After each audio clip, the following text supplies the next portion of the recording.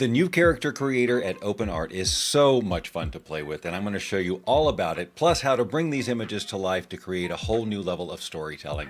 Welcome back to the channel where we discuss the creative uses of AI, and if you've watched the channel a while, you know that OpenArt has been one of my favorite online AI generation platforms for a while, because they have an insanely fast, high-quality backend that allows you to create your own custom LoRa models and generate images with hundreds and hundreds of different models, including Flux, in just a matter of seconds, faster than just about any other platform out there. Plus, they have a whole library of Comfy UI workflows for Comfy UI geeks like myself, and a whole suite of AI image editing tools like the ability to inpaint and remove backgrounds, fix hands and faces, things like that. But today I'm showing you two powerful new updates to the platform, one being the consistent character creator, along with the new addition of Kling's 1.6 image to video model. So now you can truly realize your storytelling vision by creating a series of images featuring consistent characters that you easily create, and then bringing them to life with the Kling 1.6 engine. Let me show you how it works. From the home page, if it's been a while since you've been there, they've done some redesign. If you're going to come in and just create a regular AI image or use a custom LoRa model that you've trained on the platform, you would create image, and then you can select from any of their models, hundreds of them, in addition to models that you've trained on their platform. I use about 20 images or so, and like 5 to 10 minutes later, I've got models that I can use in all of my generations. But now we've got the addition of characters, and there is a difference between characters and the regular models, and you're going to learn about those right now. I want to put a spotlight on the fact that the reason that OpenArt has added these features is they have a commitment to allowing creatives like you and I to do complete storytelling. Their goal is to be a complete suite of AI editing tools that will allow you to go from your vision to a completely finished film project. And this consistent character creator lets you create high quality characters quickly. Click on consistent character. You'll see that you have three distinct ways to create these characters. One is with a text description, where you would literally go in and type all the physical characteristics of the character you're wanting to create. As an example, my very first character that I created here, I created just with this text prompt, an American woman with long black hair, blue jeans, and a short-sleeved blue shirt. And it created this image. It's not photorealistic, it's illustrative. For the next few models, I used the start with 4+ images options. And much like building a regular LoRa on these and other systems, I can just drag in 4 or more images of the character I want to recreate. In this case, these are all photographs, of course, but if you've generated a series of AI images that have that consistent look you want, you can use those too. But you just drag the images onto the page, give the character a name like Tracy again, and then all you do is create character. And just like when you create a LoRa, this happens in about 5 or 10 minutes. When I created this one called Bob Split, I only used about 4 or 5 images that I had rendered in AI of me wearing this shirt. So if I want to create with this model, I would just click on create, and it would take me to an image creation screen where you have several options to create your image. The first is prompt and reference. If you click prompt and reference, you'll be given a prompt box, and the name of the character is already filled in here. I'm going to pop up the weight a little bit just from my own experience. I know that I need to do that. I'll make the prompt say close up of Bob Split eating a hamburger, and we'll just create a couple of copies of that. Copies? So these were a little too close up.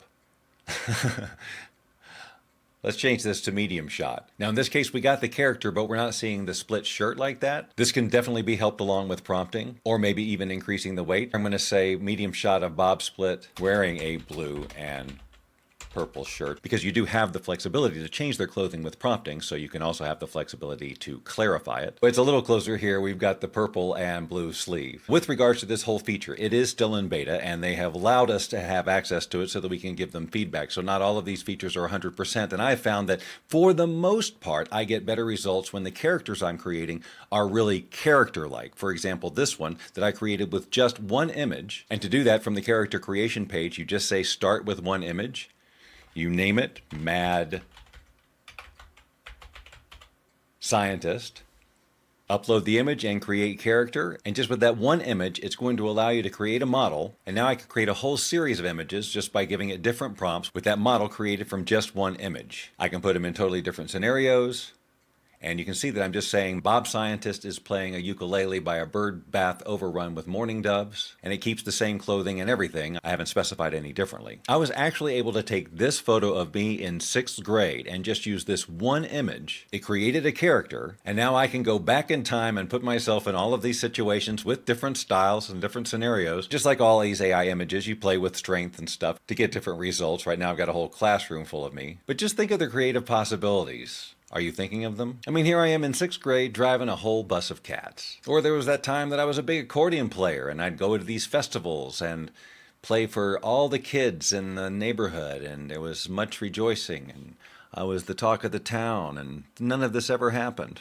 I would never do that, but I can imagine it. This is another one that was just created with one image of Tracy head on. This was an AI generated image. But from that, I was able to generate images like these. Oh, and then of course bring it to life with the new Kling 1.6 AI video model. But I'm getting ahead of myself. At the beginning of this video, you saw this little dude. This character model was built with just this one image that was created here in the OpenArt platform using my more traditional Lara with a lot of stuff piled on it to give it this troll look. This way, I only need this one picture and I don't ever have to pile all that stuff on it to get the troll effect. I just say Bob Troll. And then I get all these great images of this troll. Then I could easily just prompt this troll into all the different situations and scenarios I wanted to be able to create that opening video, like walking down a path of a cave, to create effects like this. Let's choose another character and I'll show you the second option that you have when you are working with these characters that you create. I showed you prompt and reference before. The next option you have is pose your character. And if you're familiar with Stable Diffusion and ControlNet, you've heard of things like open pose and depth maps, and this is kind of a combination of those things.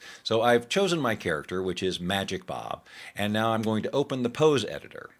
Here, you've got a little model here that you can twist all around if you'd like to. You've got all different kind of character types, including things like this to allow for animated or more fantasy creatures. I'm going to go with the male base. If you're familiar at all with 3D programs, you can choose these points on the model and then click on these different axes and move things the way you want to. If you're not comfortable with that, the much easier way to get started is to go over here to the pose drop down, and they have a lot of predefined custom poses. So let's choose elbows on legs leaning left. You'll see that the model goes into that position automatically. You can use your mouse to move things around and frame this however you'd like, including zooming in and just putting it in a particular position. At that point, I'm going to click on Update Pose, and it's going to create a little depth map here.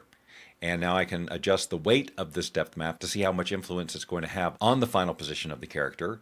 And now I will give it the prompt, Magic Bob is sitting on a bench by a pond in a park in autumn. We'll give it a couple of tries here and click on Create. I'm realizing that I did not choose the male model here, so we'll see what happens. Oh, it looks all right.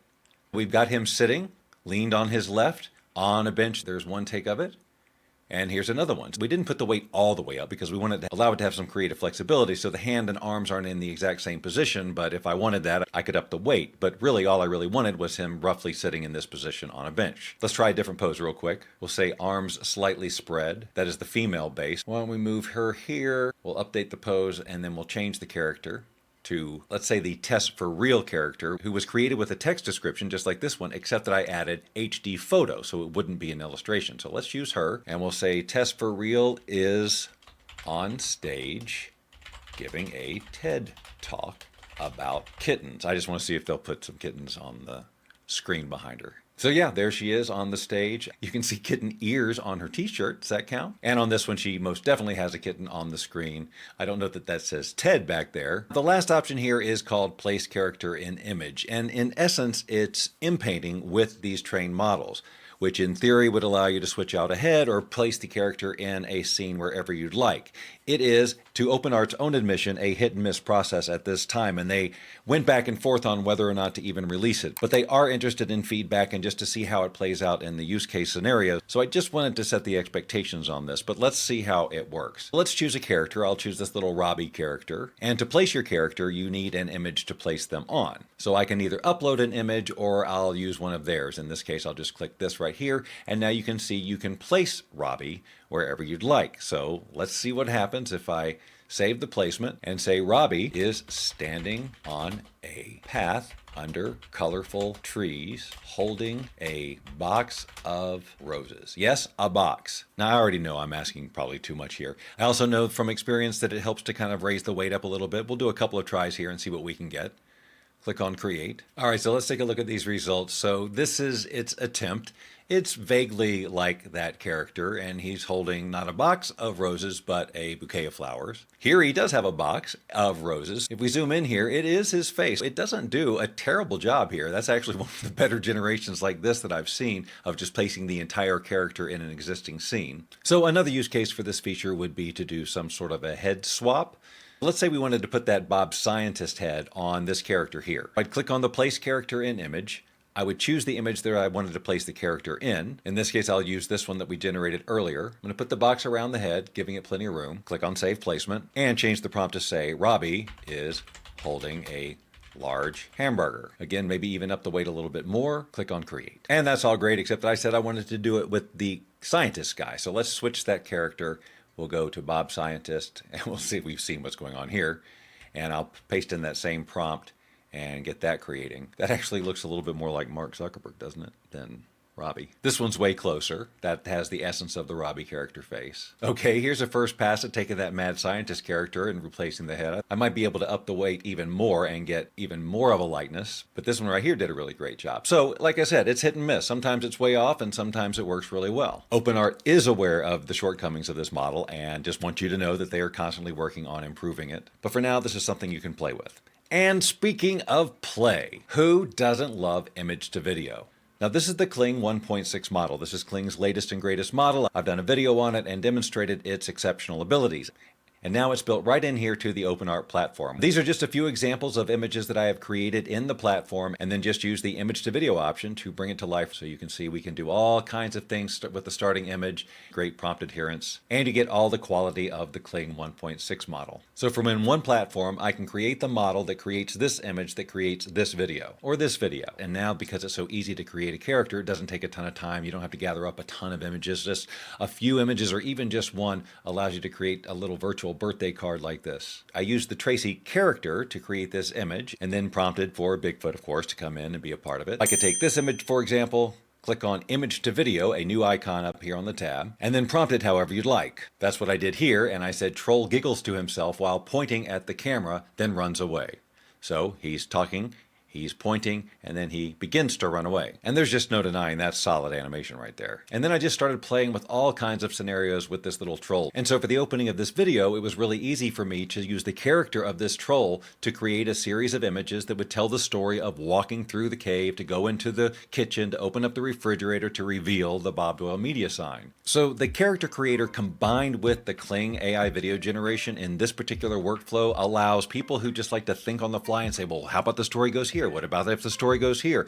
To create these series of images that then they can put together in whatever editor they like. I happen to use CapCut just to do simple editing to put the things in sequence and add music that I generated in Suno. Incidentally, all the sound effects were also generated by AI based on what was going on in the video itself. And I've been given permission to share with you that on their roadmap over the next few months is the ability to add lip sync and sound effects and music all within the OpenArt platforms. So they truly are committed to making this a storytelling toolkit where you can go from initial idea all the way to finished product. Are these the types of tools you like to learn about? Well, if they are, why not subscribe to this channel? Because this is the stuff we cover all the time. Hey, get out of there. If you subscribe now, I will not look for you. I will not pursue you. But if you do not, I will look for you. I will find you, and I